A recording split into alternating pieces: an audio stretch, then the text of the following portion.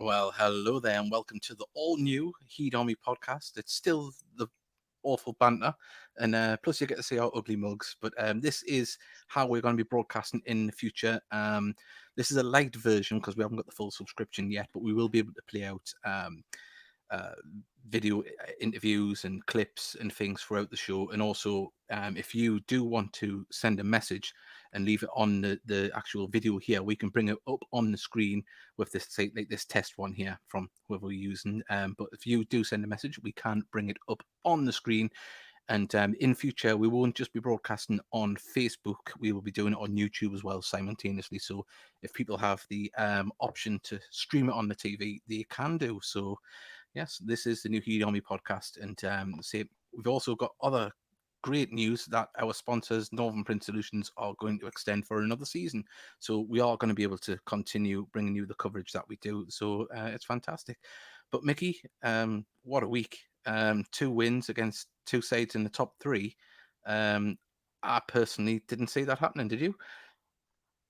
Um, Not really.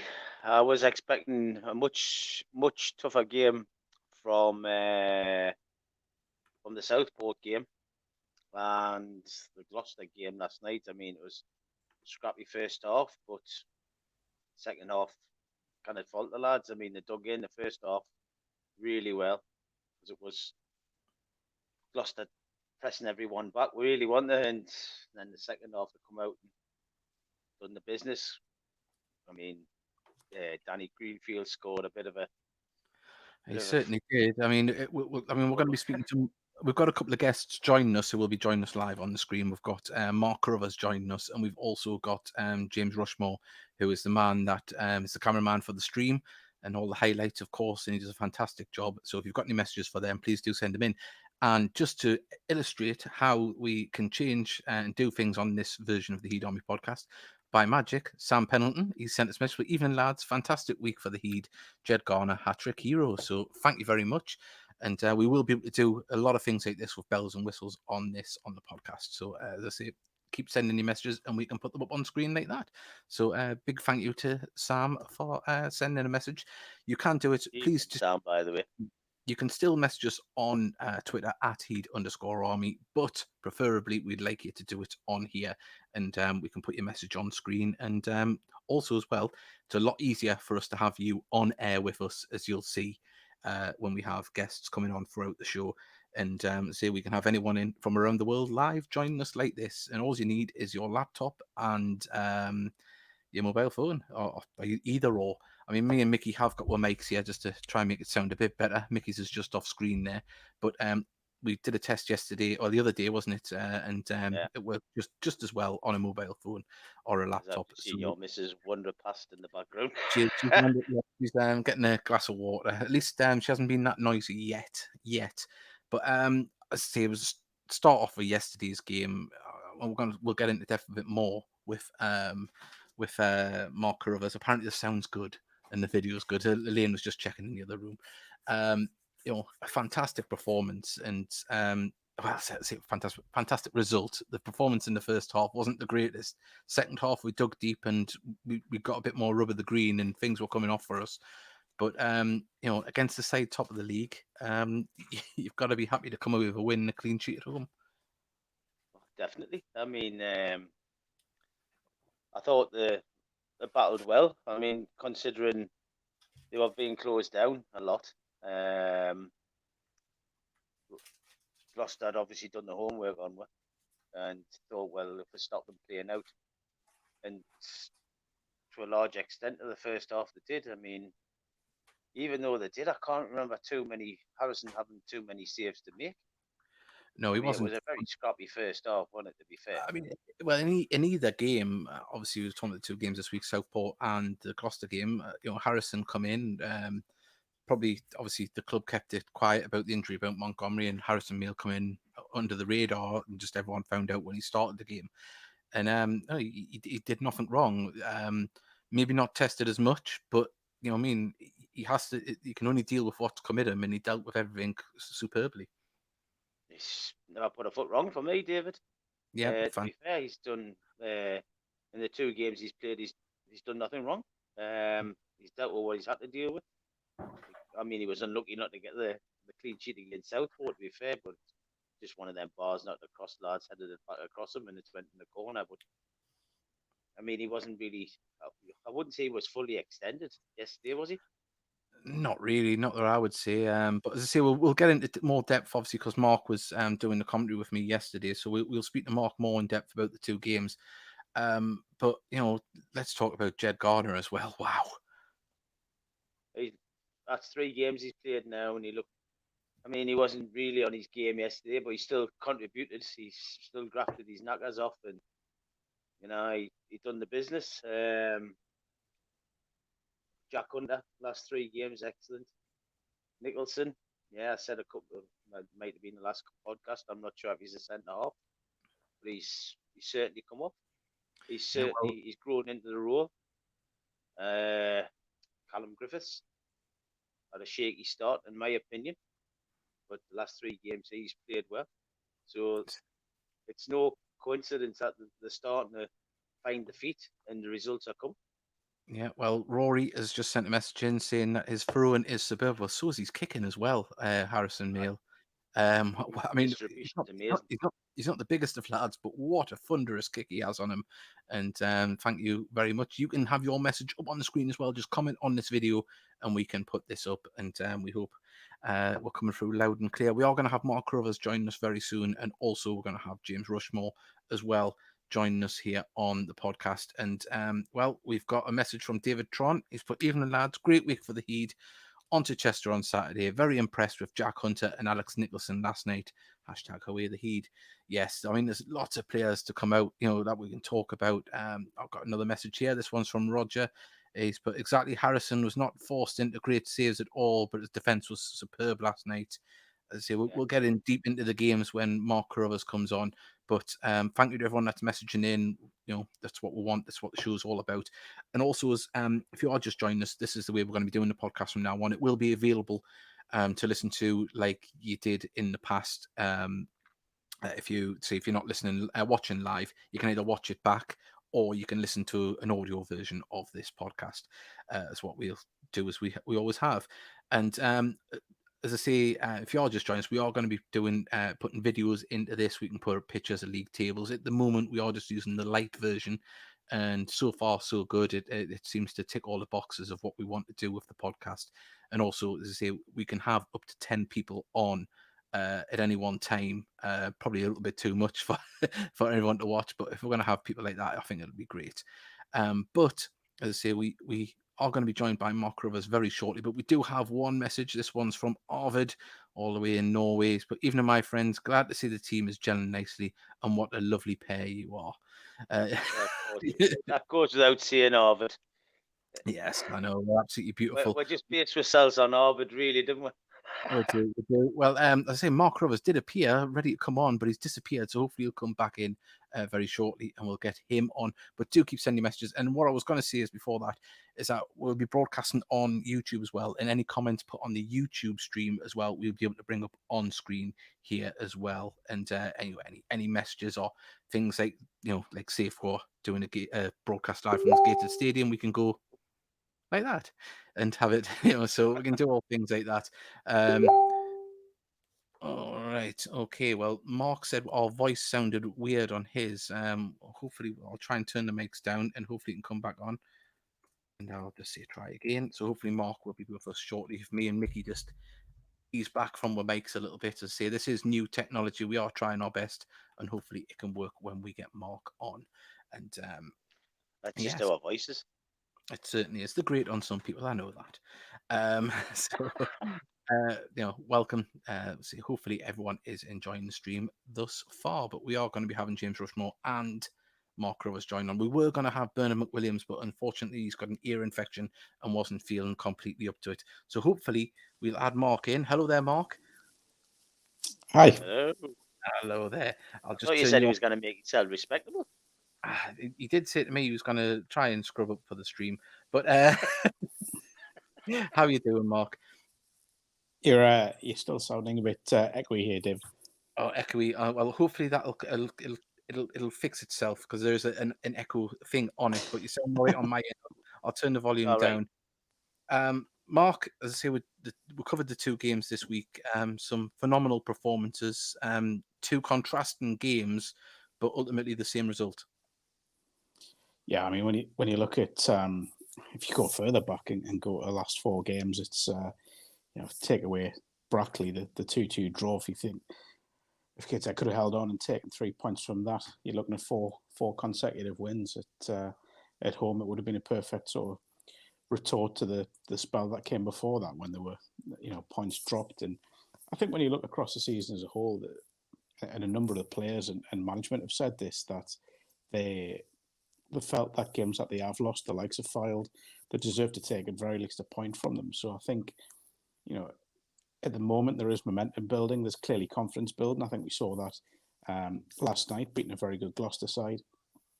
But I just think there's something coming together now. There's a bit more of a pattern to the play. There's more cohesion between everyone. You're seeing that front three really starting to knit after, really I suppose Saturday was the first time we really got a chance to see them. So it does feel as if something's coming together now. And I think credit to Mike and Ian Watson for sort of sticking at it. I think we've said before privately and on the podcast that they have took a little bit of stick this season. But they've kept true to what they believe in, and that takes a lot of strength. It would have been easy for them to change their methods and change their way of thinking, but they haven't done that. And it's what worked last season. They kept trying to evolve the side last season, and I think you're just seeing the next step in that evolution this season. So hopefully, tough game Saturday, but I think there's a lot of positives to take into it. And as difficult as Saturday will be, you wouldn't rule anything out at the moment. Yeah, and one thing we've mentioned it a few times as well is that on paper it isn't the strongest team out there at the moment, and they're performing. So for those players to get back in now is going to be, it's going to be an ask, because nobody at the moment, you could say, could be dropped at the moment, or that would say it's had a bad performance of late. So the competition for places is unreal at the moment. Well, I think we said last night in the commentary, didn't we, that you look at Macaulay Langstaff, hasn't done too much wrong. He was dangerous going forward and gives a bit of pace up top, and probably consider himself slightly unfortunate not to be in the starting lineup. But the problem now is that the three players in front of him are all playing well. I thought Jordan Preston had a good game last night, albeit one where it didn't quite happen in terms of goal scoring opportunities. Jordan Cook's getting stronger every game, and obviously Jed Garner, again, it didn't really happen for him last night, but you can see he's still got that presence up there. So you need competition for places, and I think that's the same right the way through the side. We are seeing a number of players who still aren't available. We shouldn't forget the likes of Elliot Forbes and, of course, the manager himself as well. He could feasibly be having to leave himself out the starting lineup when he does get fit. So there is competition for places. One of the biggest ones, and I know we'll probably discuss them in a moment, is the goalkeeper. You look at Harrison Mayles come in and look very confident, and whenever Monty is fit again, I think he's going to have a bit of a battle on his hands, which is all positive. Yeah, I mean, I was speaking to Mickey off air, I think it was yesterday, and he said has Mike Williamson stumbled across a gem of a team that he probably would never have considered at the beginning of the season? Possibly, yeah. I mean, again, I think we said again on the commentary, and I think I've said it to other people as well. And in fact, I said it to Mike after the game last night that you wouldn't have thought Danny Greenfield would have been a regular in the side this season. But do you know what? He looks as if he's just getting better with every game. Yeah. And I think last night was a bit of a reward. As fortunate as the sort of end part of the goal was, it was a great connection, but it's just a little bit of a reward for him for the continuous progression that he's made this season. If anything, he's maybe sort of been sort of the sign for the team. The team have improved as they've got on, and Danny Greenfield's done the same. He's like, but even in last night's game, he grew into the game. I mean, he was a bit non-existent in the first half, and then obviously he gets the winner, but he grew into the game as the game went on, as a lot of players did, because obviously the first half performance was not as good as the second half. But he doesn't give up, and that's something that's refreshing to see. Well, I think we were, probably 2 minutes away from talking about what we had for tea last night in that first half, weren't we? It wasn't the greatest first half I've ever seen, but sometimes you get games like that, especially in this league. It's a very tough league, and it's a very It is a league where you do have to grind out results every now and then. But what we did see is kind of two sides to Gateshead last night. You saw that battle inside in the first half where they had to scrap for everything. But then you saw the second half where they started playing the patterns. The link-up play started working. And I just thought that'll take them far this season. There are a lot of teams in this league that can only do one side of the game, whereas Gateshead can do two. And you will find the teams that can do more than that, more than one, will be the ones that will end up top, top 7. As you can probably see on the screen now, we've got a message from Andy Mason, and he talks about Jack Hunter and on about the team being able to play in different ways. It hasn't changed that much, but he's tweaked the defense to the point where Jack Hunter's that sweeper role just in front of the back two, but you can drop back into the back three when we're defending. And it seems to be working an absolute treat at the moment, because the amount of headers that he won and interceptions that he made, and then just distributing the ball to get things started again, was just absolutely a joy to watch in the last 2 games.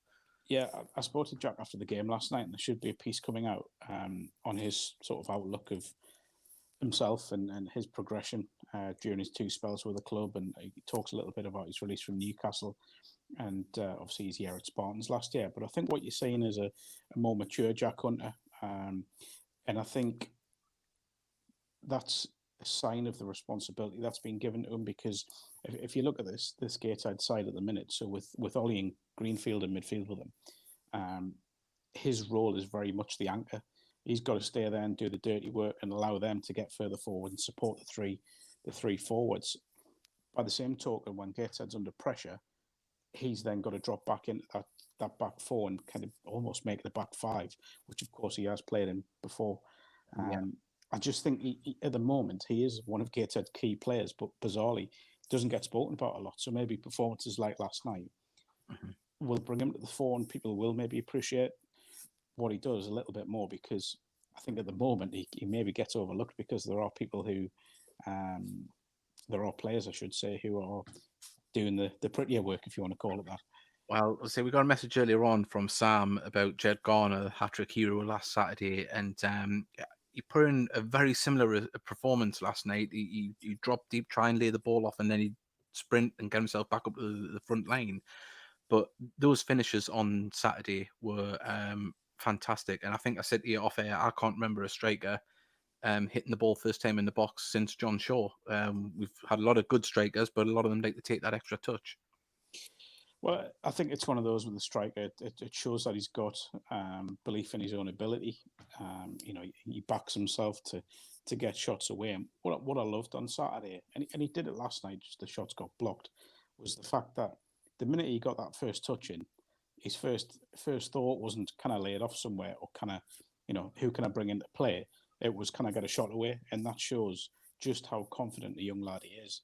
Now, it's going to be interesting to see what happens. It's a sign of a good striker as well, isn't it? It is, absolutely is, because I just think the interesting thing now with Jed is what happens with him. Will he, as we are looking now, Saturday should be his last game for the club.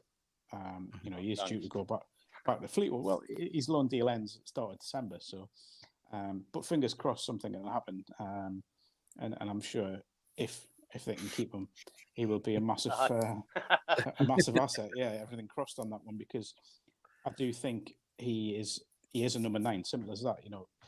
You look at Jordan Preston, you look at Jordan Cook, Macaulay Langstaff. They aren't what our class is number 9s. They are sort of forwards, if you want to call them that, or wingers. As talented as all 3 players are, they aren't number 9s. So I think to have someone who can act as kind of a front man and allow the 3 players supporting him just to work around him, as we saw so effectively on Saturday, he will be essential. And I've got no doubt the club will want to keep him. And fingers crossed they can. I certainly hope so. I mean, he's become like you've said, he's become the focal point now, and that it's no coincidence that he's come in and results and performances have picked up, because the likes of the Greg Ollies and Jordan Prestons and the Jordan Cook are picking up and finding him, and he's bringing players into the attacking play as well. So he's absolutely, I think he will be essential to at least keep until at least January. Yeah, I think I right in saying that his hat trick on Saturday was scored in the space of about 7 minutes? I think it was. Yeah, So, because pretty he much- scored just before half time and then Yeah. just after, wasn't it? So It was a crazy spell that's really taken the game out of reach for Southport. And then, of course, 2 minutes later wins the penalty as well. So that shows what he can do. We shouldn't forget he is still a very young lad, still, finding his feet at this level. But there's definite ability there. And as I say, I think the fact he is a number 9 and clearly an out-and-out number 9 will make it very important if the club can keep him. Or if they can't, because we should say that could happen. Fleetwood or his parent club, they could take him back, go out and find someone who is another number 9 who can do a similar role. Well, David Telford sent us a message. He's put, Jed reminds me of a certain Henry. I don't know if it's Thierry or Alicia. God. I'm guessing it's Alicia. I'm guessing it's definitely Thierry. I don't want to talk about Alicia because she's costing me fortunes at the moment. So Yeah, 32 quid so far, isn't it, Mark? It is something like, I don't know. Kids are going without presents this Christmas anyway. That's all I know. I don't know how she. Talking last night, what happened with that goal? Because when I looked on it, has it took a deflection or has the keeper just made a complete cockle? Well, I think I was saying last night that the grass looked slick. It looked as if there was and I think I could be wrong. Maybe the way Danny's connected with the ball, the way it hit the turf, it's almost gone like a spin bowler in cricket, and it's just maybe spun away from the keeper. Just to make a quick point, now I did make this in commentary. Harrison Mail had to deal with a very similar shot in the last minute last night, and what he's done well is he's got his body in line with the ball, and he's got his whole body behind the ball as well. So it would have been easy for him to do a similar thing to what the keeper did, who obviously has good caliber because he's from. Do we say Manchester City, David? I think. Yeah. It is the keeper's fault. There's no doubt about it. But credit to Harrison because he's got his technique right as a goalkeeper. And but yeah, I think it's taken a bit of a spin and maybe just deceived him a little bit. Initial thoughts, it seemed to hit his chest and his hands at the same time. They just skimmed into the back of the net. But just before Dick, I was saying that one of their coaches said that the keeper chucked it in. He actually caught it, but then let it slip in through his hands. Which it must have been a very quick throw if that was the case. But we've got a message from Rory. I don't know how true this is, but apparently Jed's contract runs out in January, and we pinch him would be great. But then again, he's putting in the performances, and we've had players in the past on loan who have been due to run out of contract and had their contracts extended because of the performances they're putting in. So it's always a double-edged sword when you want to get a player, but he performs so well. So there's always that worry. You've got to look at Josh and Jake, haven't you? Mm-hmm. Yeah. Well, I think the big thing here is that we need to look at this from Fleetwood Town's point of view. Why have they sent him out on loan? They want him to get game time. They want him to get amongst the goals, and he's doing that. I wouldn't be surprised if he earns himself an extended contract until the end of the season. And maybe does stay with Gateshead for at least another month. That's not based on anything. Don't get excited by that. It's that is just me pure guesswork at the moment. But there is no doubt that he could. He would be an asset, wouldn't he? Let's be honest. Certainly would. Well, Andy Mason's put Harrison Mail has been very impressive since coming in, and he'd be very unlucky to lose his place when Monty is back fit. I don't think it's a given that he'd come straight back in if he carries on the way he is. If a keeper's in form, you'd have to be very unlucky to be dropped. But on the other hand, it's a good thing for the manager to have two good goalkeepers battling it out like we used to have between Hanford and Monty a few seasons ago. David, do you want to stop now and go through the latest results from tonight? Yeah. Okay. What about the pitch? Sorry. Apologies to Classic. Look. Saucer milk table too. Look, let's be honest. Harrison's come in and he's done everything that's been asked of him.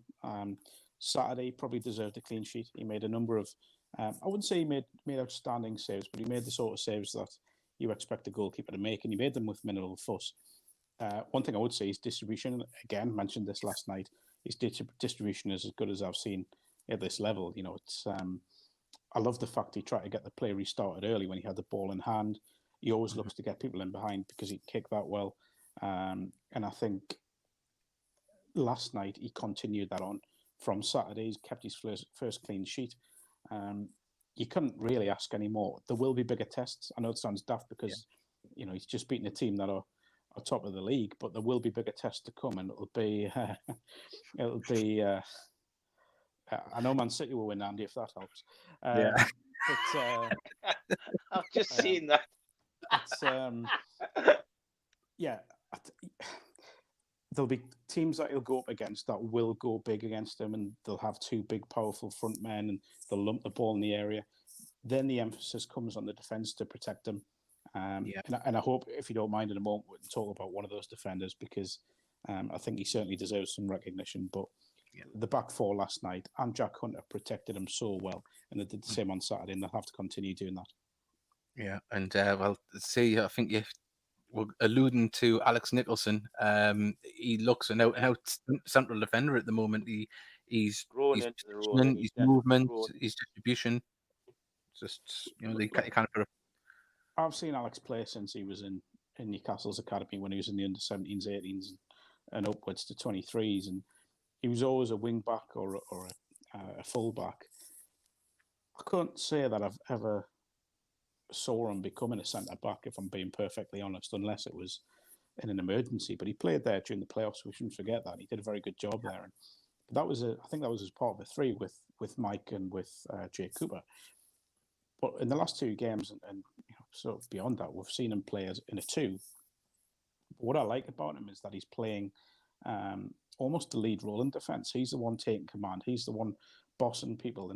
And I did say last night that I've only ever thought of Alex as one of the younger members of the squad, but now he looks like he's a leader in there, and he's taking responsibility. And Mike Williamson pointed that out after the game, because I asked his opinion on his recent improvement. And let's be honest, at the moment, he could keep Mike out of the team, and would deserve to keep Mike out of the team as well, if we're being totally honest. But one of the key things that he does do is that he keeps the play moving, because he's so comfortable on the ball. He can pass it out, and he can work out from the back, which is a way Gates I'd like to play, let's be honest, in an ideal world. Yes, first half yesterday they did go a bit direct too quickly, but second half they remedied that, and they got the ball on the floor, and they grew into the game, and they got the goal because of that. So I think Alex's position in the team now is he is, again, and I mentioned this before about Jack Hunter, but he is one of the most important players. Yeah, he's just been phenomenal. He's going to learn from anybody. He's going to be mate, isn't it? What a perfect person to learn from. Well, Andy Mason's asked us if you've got any information how long Mike's injury is. Is it long term, but I believe he's been training. I've seen photos of him training on the Gateshead social media. Yeah, I don't think it's long term, but I think what you may be seeing is the form of Alex Nicholson and Jay Cooper's possibly just giving him a bit more breathing space to come back, and just giving him time to, not rush back. I think there were times last season when players had to be sort of rushed back, but the luxury of what's happening at the moment is that, he can take his time getting fit and not really be forced to put himself straight back on the side. I dare say it's the same with Elliot Forbes. Yeah, well, Elliot Forbes must be a more long-term one. Yeah, I don't think he's too far away either. I thought Elliot was one of the players of the season last season, and it'd be good to see him back. Again, another one who's going to face a battle again inside. But all of a sudden, from a few weeks ago, where we were talking about, is the squad strong enough? You're now thinking that there's competition all over the place. And what I do like as well, there's a number of players who can do different roles in the side. So we talk about Nicholson can play as a right wing back, and play as a centre back. Now you've got Jack Hunter who can play at the back. He can, probably play as a wing back as well, I dare say, and play in centre midfield. So there are players who can play a number of roles. So that just adds to the mix. It certainly does. It's quite exciting moving forward. Obviously, two tough games coming up: Chester away and Darlington away. Darlington have their FA Cup game this weekend as well, don't they? So you always kind of hope that they'll get a thumping and they're down in the dumps when you come to play them. But it's going to be it's definitely going to be a tough two games. But having said that, we've just played two very tough games, so we're in the mindset of taking on these teams. Yeah, I think Saturday's an interesting one with Chester because they are there or thereabouts in terms of the playoffs. It's a very different Chester we'll see this season. A lot of changes there in the summer, and I think that I read there's a number of players playing for free, or as close to free as they can, being semi-pros. Wednesday against Darlington's going to be a difficult one. Alan Armstrong has built a very, very good attack-minded side. Sunday, best of luck to them on Sunday. It'd be great to see a North East non-league side into the third round of the FA Cup. And I really like Alan. He's a good bloke. And I think when I look at the forwards that he's got, you Luke Charmans, your Dan Maguires, you've got Jarrett Rivers there. You've got Tyrone Neal have just taken on loan from Middlesbrough. Adam Campbell's there, of course, former Gateshead. So they've got a lot of attacking threat. So I think that's going to be a cracking game on Wednesday. One thing to note: Darlington are without a point at home this season, so they'll want to put that right next Wednesday. Don't say that. You know what'll happen now. But Mark, before you go, I'll get it right. Sunderland Echo is your version of this, where you're talking about everything in North East non-league football. Give it a plug. Yeah, so the Sunderland Echo Northern Goal Show out every Tuesday. So it's myself and two guests looking at the goals and the action from the weekend. We'll be back next Tuesday. There's not many games, is it? Let's be honest. No. So we'll have the action from Chester against Gateshead. We'll have the action from Spennymoor's game, and hopefully, if we can get permission, Darlington's FA Cup game at Bristol Rovers. The guests will very much depend on how Darlington get on. I dare say we'll hopefully get some. I watched the show the other day, and Dom Skurs looking like Shaggy of Scooby-Doo. I'll tell you what, Dom, to be fair, obviously was a massive part of what happened at Gateshead, and played a massive part in keeping the club going. And I don't think that'll ever be forgotten. But doing a wonderful job for the Hartlepool Mail now, covering Hartlepool United. He's had a season and a half of it now, and he's had a lot to go through at Darlington. A lot of changes. At Hartlepool. There's a mistake you don't want to make, isn't it? It's not Hartlepool and Darlington, but Northern Echo and Sunderland Echo. Which I've done many a time.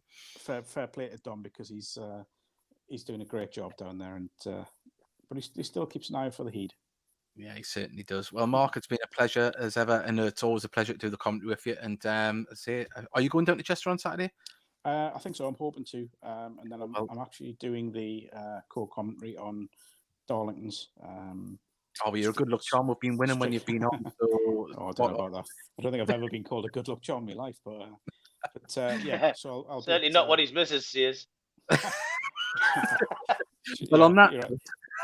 It's funny. She's actually walked in and walked back and give it that. As I was talking, Well, Mark goes to sort that out. We'll say thank you very much, and we'll see you soon. Thanks for having me. Cheers. Take care, Mark. Bye. Oh, there we go. Well, we have got James Rushmore waiting to come on, so we'll bring him in, and hopefully he can hear us all right. Hello, James. How are you doing? Hello. Yeah, I'm good, thank you. How are you? Fantastic. And what a fantastic mustache that is. Oh, thank you very much. Yeah, a couple of weeks of hard work into this. Great goat, isn't it, James? Yeah. I wish I could grow it on my head. Yeah, I know. I'm starting to get a bald patch there, but we'll not turn it into a follically challenged podcast. James, you're one of the men that's bringing the magic of the stream to life. You're the cameraman on the match day, and how are you enjoying it so far? Because obviously you recorded the games last season, I believe, but obviously it's a little bit different now. We're streaming them. A lot of credit for the streaming goes to Jack. I mean, he's kind of sourced the software, and he's there bright and early to get everything up and running.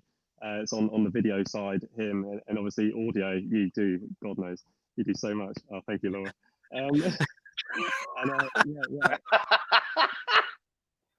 There's another one as well. There we go. The James fan club's in full effect.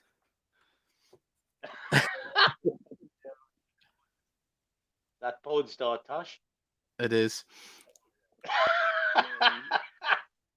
I'll just turn his mic up a little bit there.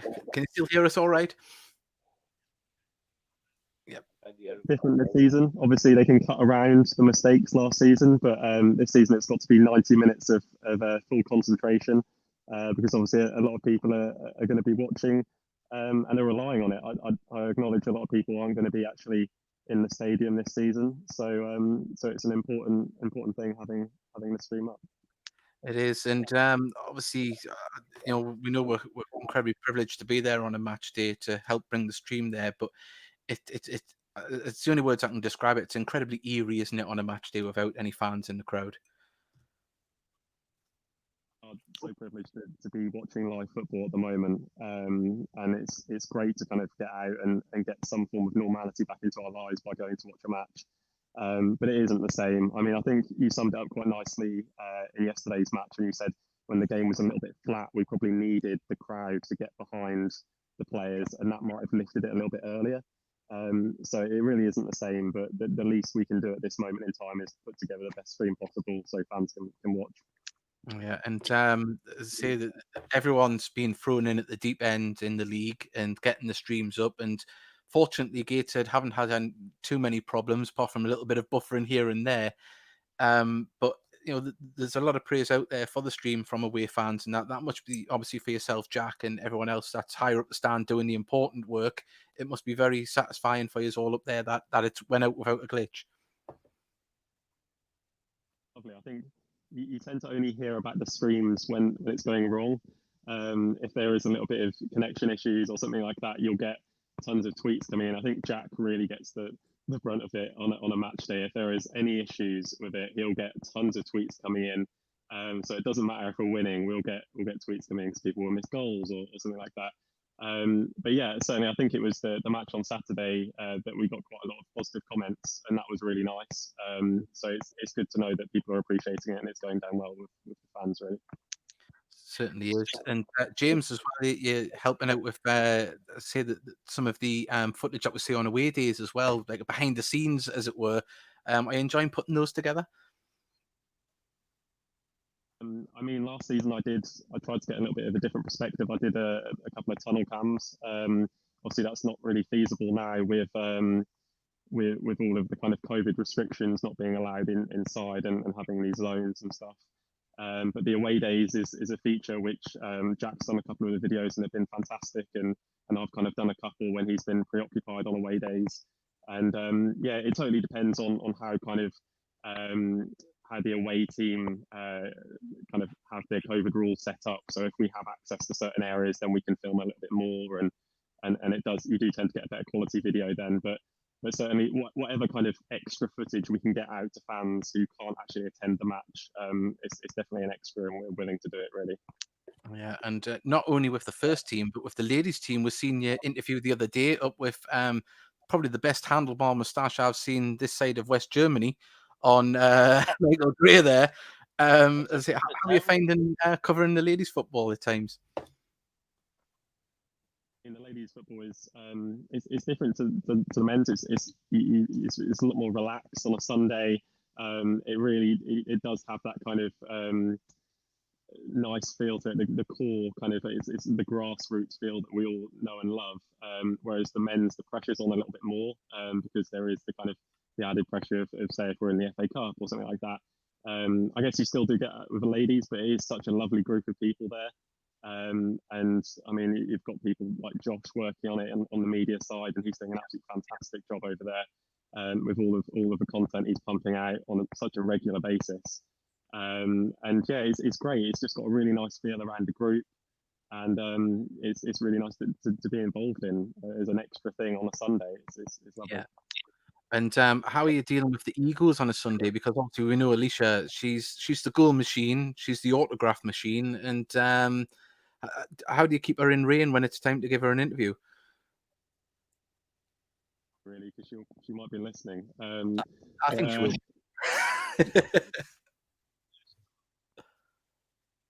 One asking for the goals to be sent through and things like that. So she does like talking about them once she's scored them as well. She's always piping up about her goals and her hat tricks on an away day. So it's all right. I do not believe that for 1 minute, James.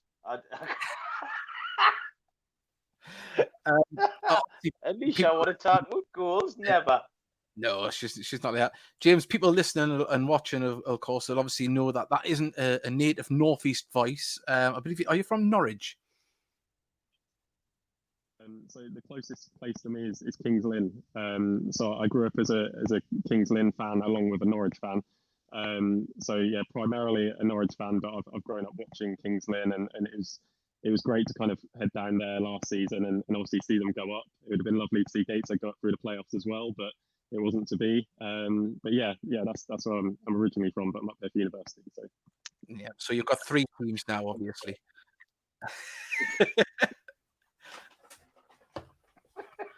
Oh, I didn't hear that. It's cut out on with there. If you could just say that again, James. I keep tabs on them. Yeah, it's all right.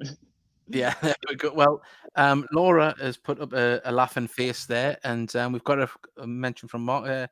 1 second. A second, James, Alicia going on about her goals. I know she's not always like that. We know, but I say Yes. mention. Sorry, I'll let Mickey if you've got a question there.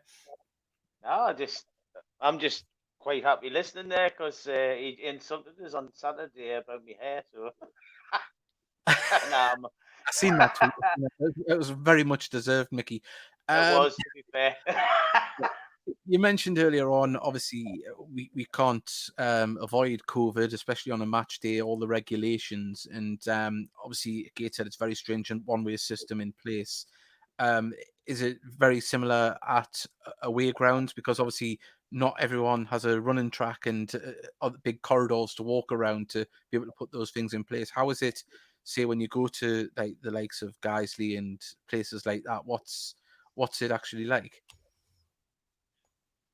Weirdly enough, it seems like the international stadium's designed for a pandemic in mind, but simply because of the amount of space that we do have. But obviously, some of the stadiums that you go to are very tight. I mean, thinking of what we could have had potentially last week with York, that's an incredibly small stadium with hardly any room to manoeuvre.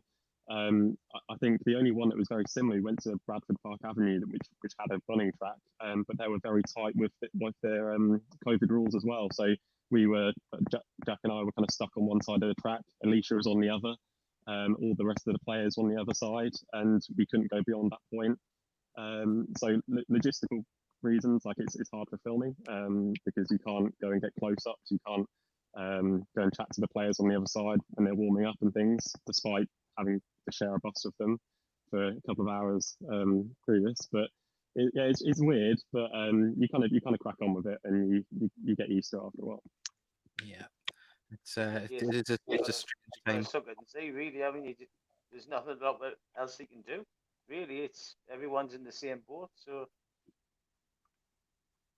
Yeah. it's just And one of James, them things. you mentioned that you're at university. I'm guessing it's media that you're studying.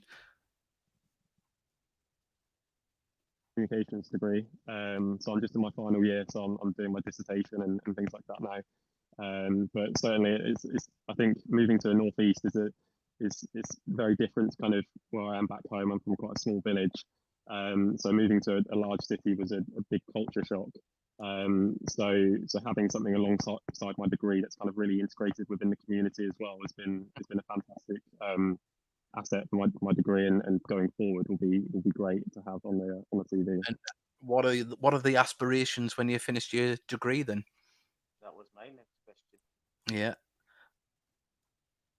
I mean, certainly working at Gateshead certainly made my aspirations kind of firm to be in football somehow. I think having a career doing something which doesn't necessarily feel like a job is the ultimate goal in life.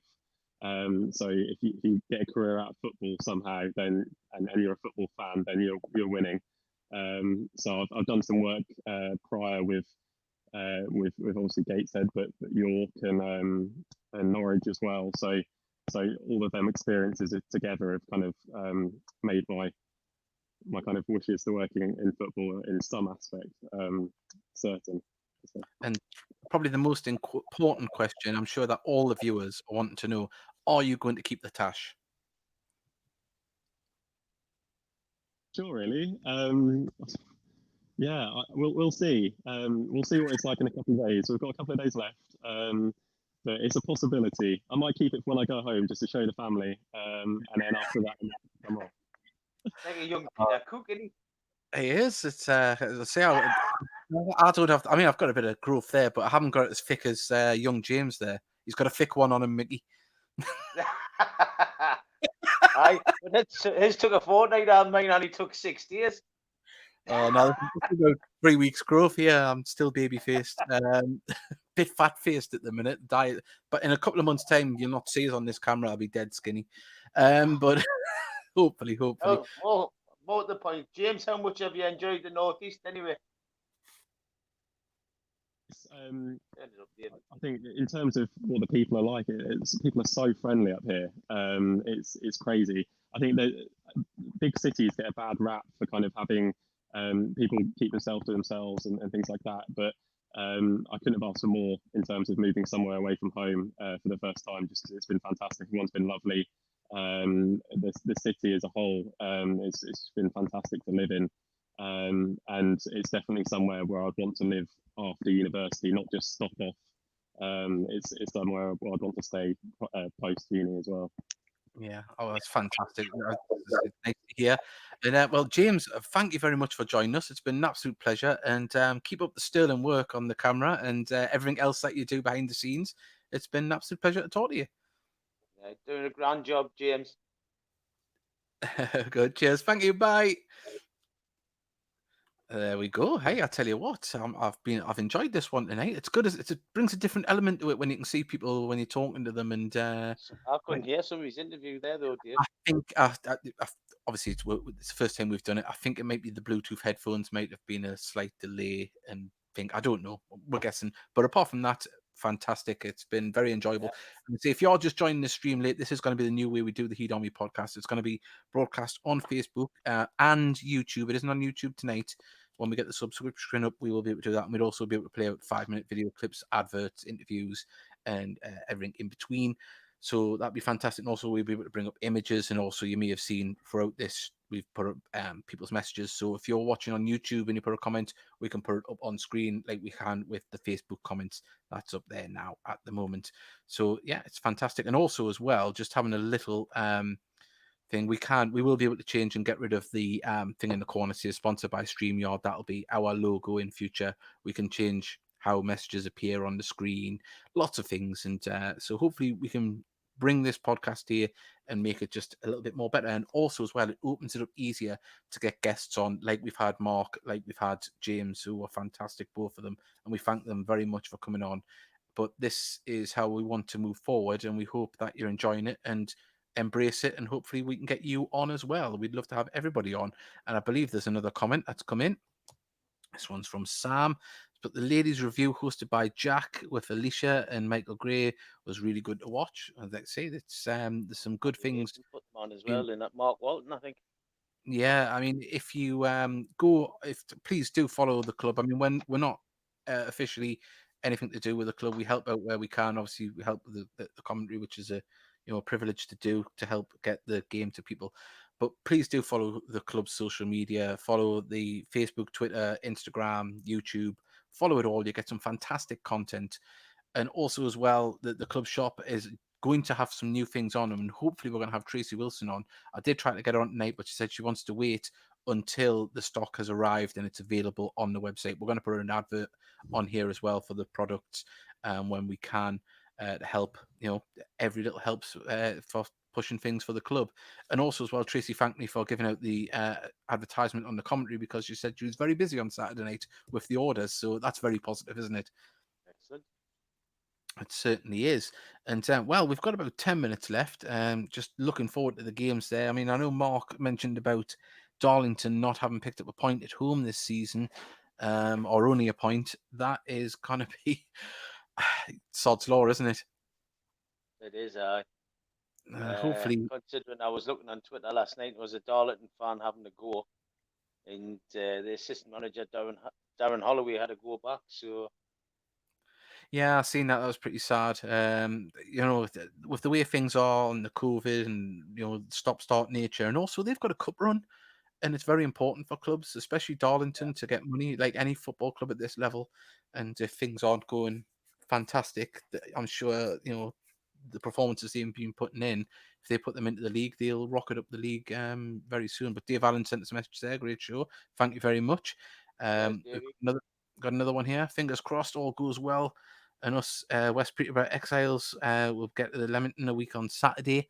Fingers crossed for that. It'd be very nice if you can get to the game if it's tier 2 down there. As I say, I've given up guessing. You just don't know what's going to happen. But yeah, but still time for people to send the messages. You can tweet us. Way beyond tier 3, wouldn't you? Yeah, I wouldn't hold any aspirations for fans being able to get in just yet, sadly. But if you do want to message us on here, on just below this live stream, be fantastic. Also, as well, if you all just join us, we are going to be putting the audio version of this on the internet, so you'll be able to get it in all the places you'd normally get the stream from, the audio version of this. But we're hoping you're enjoying this. And John Lavricks put,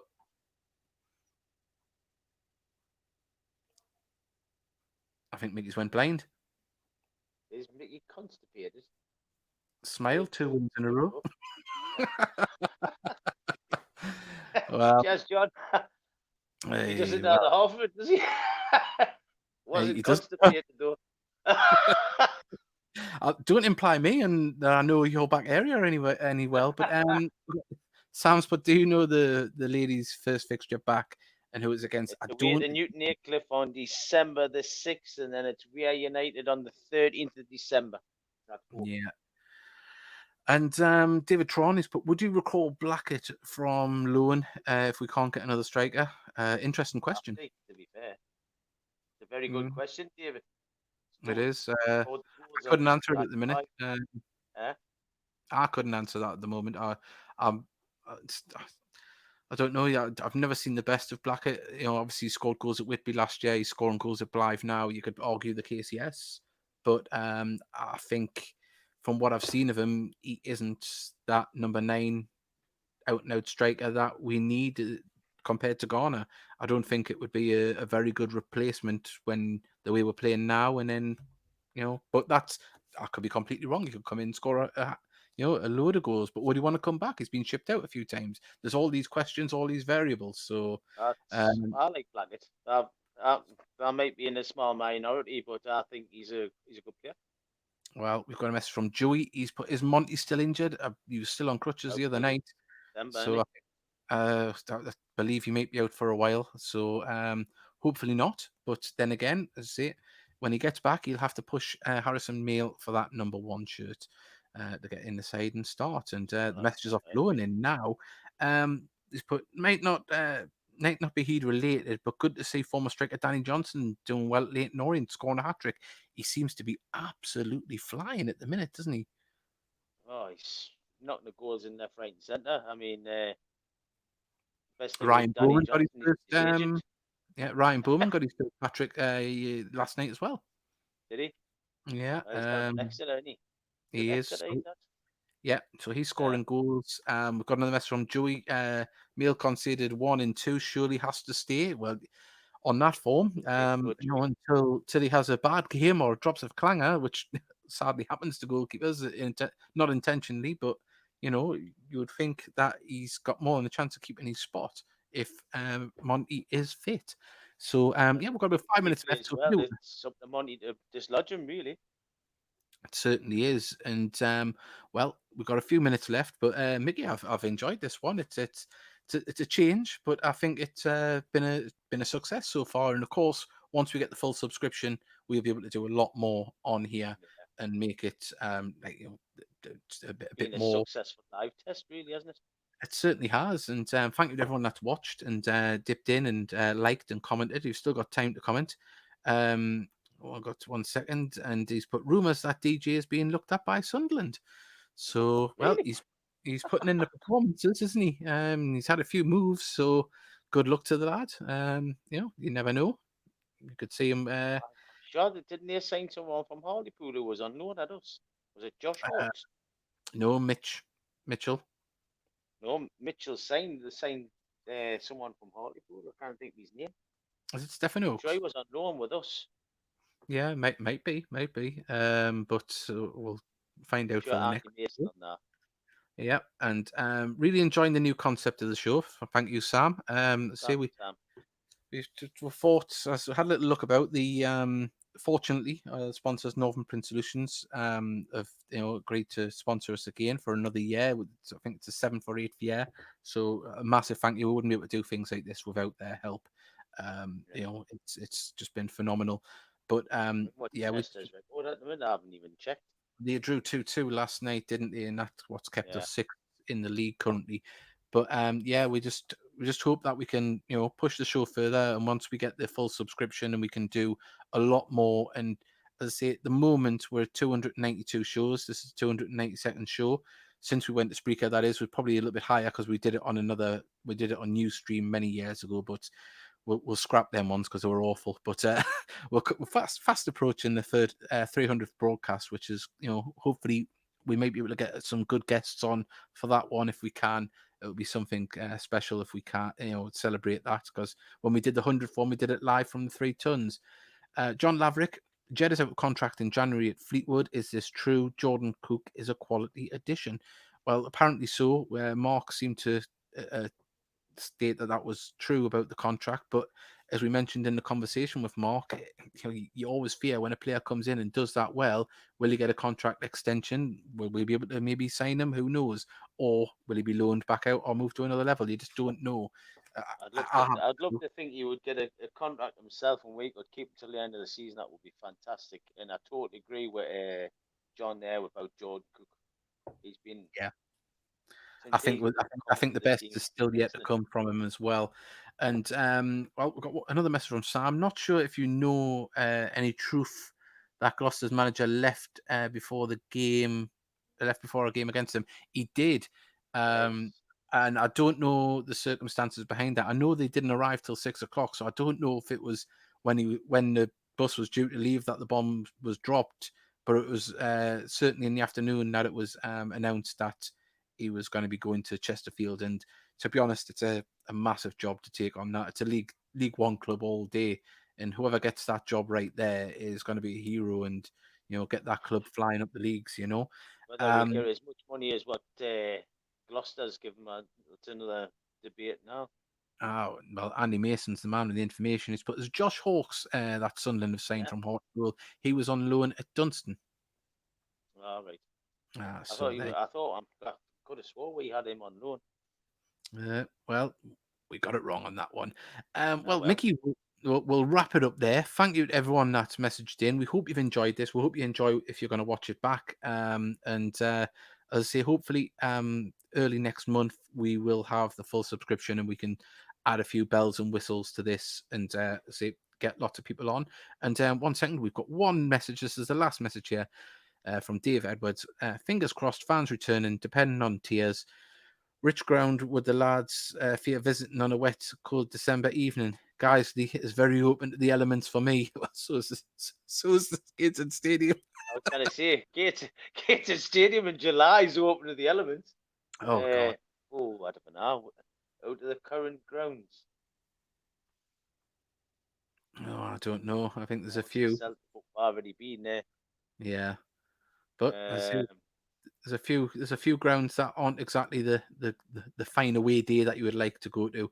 And Joey has put good new format, lads. Well, thank you very much. Hopefully we can. To be honest, we haven't been to a game, so just any game would be good. I don't care when. If it was a cold, wet December. I can't wait for fans to be in the stadium, and because it's nice doing the commentary and when you score a goal, but it's not the same when you haven't got the roar of the crowd behind when Gateshead score a goal. It's just one of those things. But Mickey, we'll wrap it up there, and say Mark Walton's put it was freezing at the stadium last night. We'll be doing this next week, and well, we'll line up a few guests as well because it's been a success. And thank you to everyone that's listened, and thank you, Mickey.